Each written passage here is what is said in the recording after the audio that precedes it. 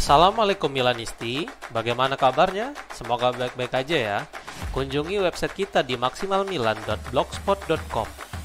Jangan lupa subscribe dan nyalakan lonceng notifikasi untuk terus mendapatkan berita terbaru seputar AC Milan, khusus Milanisti.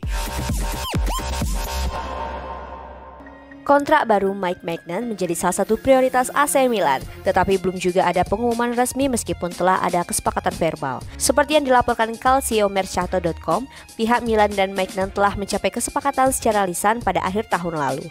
Tetapi setelah hampir 6 bulan berselang, tetap saja pengumuman kontrak baru belum juga terjadi.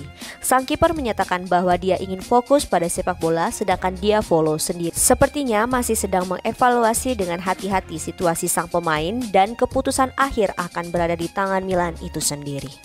Bocoran jersey AC Milan sepertinya masih terus berlanjut. Kali ini jersey ketiga untuk musim 2025-2026 hadir. Dalam beberapa musim terakhir, AC Milan dan Puma merilis jersey ketiga dengan desain yang cukup brand. Pada musim 2023-2024, mereka menggunakan warna ungu, merah muda, safir, dan hijau. Sedangkan musim ini warna abu-abu. Menurut 40 Headline, jersey ketiga akan menggunakan warna kuning ala Brasil dengan pola geometri halus dan ditambah kerah hijau tua. Berikut penampakan bocoran jersey ketiga musim depan. Jeremy Menez angkat suara tentang situasi sulit yang sedang dihadapi AC Milan musim ini. Di bawah asuhan Paulo Fonseca, muncul berbagai isu keretakan yang terjadi di dalam skuad dan berita yang mengatakan beberapa pemain kunci akan pergi pada musim panas mendatang. Zlatan Ibrahimovic juga tidak lepas dari kritikan tajam setelah hampir semua orang tidak tahu ada perannya di dalam klub. Hari ini, Menez mengatakan beberapa pendapat dan pandangannya terhadap apa yang terjadi kepada mantan klubnya itu saat berbicara kepada Sport Mediaset. Berikut komentarnya disampaikan oleh Milan Press. Situasi yang aneh. Sayang sekali melihat Milan seperti ini. Saya akan jujur, menurut saya Milan harus menemukan ketenangan dan stabilitas yang mereka butuhkan untuk mendapatkan hasil yang lebih baik. Menyalahkan? Anda tidak bisa menyalahkan satu atau yang lainnya. Manajemen harus menemukan solusi untuk mendapatkan stabilitas dan ketenangan yang dibutuhkan tim, ungkapnya. Peresmian Fabio Paratici sebagai petinggi AC Milan sepertinya hanya membutuhkan pengumuman resmi, namun klub tiba-tiba berubah haluan pada pekan lalu. Sebenarnya kontrak Paratici sudah siap, tetapi ada tekanan besar yang datang terhadap keputusan tersebut. Menurut informasi dari Matteo Moretto yang juga didukung oleh Ivan Zazzaroni selaku editor Corriere dello Sport, mereka menyatakan alasan mengapa klub harus mencari direktur olahraga yang lain. Paratici tidak boleh kembali ke Italia, tetapi saya tidak mengerti mengapa. Tentunya dia telah membuat kesalahan, mendapat hukuman dan hukumannya akan berakhir pada 20 Juli. Seseorang yang telah diskors tidak bisa lagi bekerja di Italia, ungkapnya. Iglitare adalah nama yang paling mungkin untuk mengisi peran direktur olahraga yang baru setelah situasi rumit Fabio Paratici. Menurut Gazzetta dello Sport, ini akan menjadi kisah nyata setelah 6 tahun lalu, tepatnya pada tahun 2019, Paolo Maldini menginginkan Tare untuk mengisi peran direktur olahraga AC Milan, tetapi saat itu Claudio Lotito menentang pendekatan Maldini. Laporan tersebut mengatakan bahwa mantan direktur Lazio itu akan menjadi kandidat utama saat ini, mengingat CV-nya adalah yang dibutuhkan Rossoneri. Sosok berpengalaman luas dan memiliki pengalaman bekerja sekaligus sukses di Italia.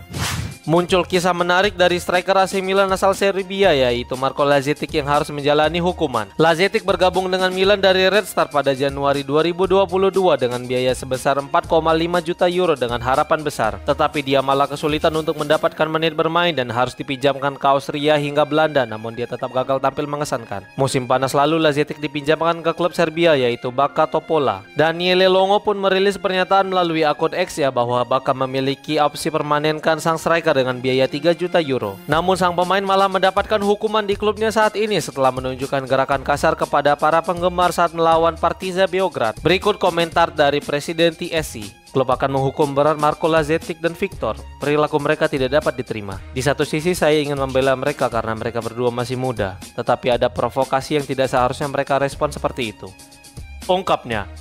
Kepergian Pierre Kalulu dari San Siro pada musim panas ini sepertinya sudah tidak dapat dihindari. Kalulu pergi dari AC Milan pada musim panas lalu dengan status pinjaman ke Juventus setelah Rossoneri memilih untuk membeli bek baru. Kepergiannya secara permanen ke Juventus sepertinya tidak terelakkan lagi, tetapi sepertinya dia belum mau berbicara tentang masa depan. Berikut komentarnya setelah pertandingan melawan Roma yang disampaikan melalui Milan News. Pada akhirnya saya tenang dengan situasi saya. Ada perubahan bagi saya telah dibayar. Kalau boleh jujur, saya akan bahagia jika terjadi sesuatu pada bulan Juni, ungkapnya.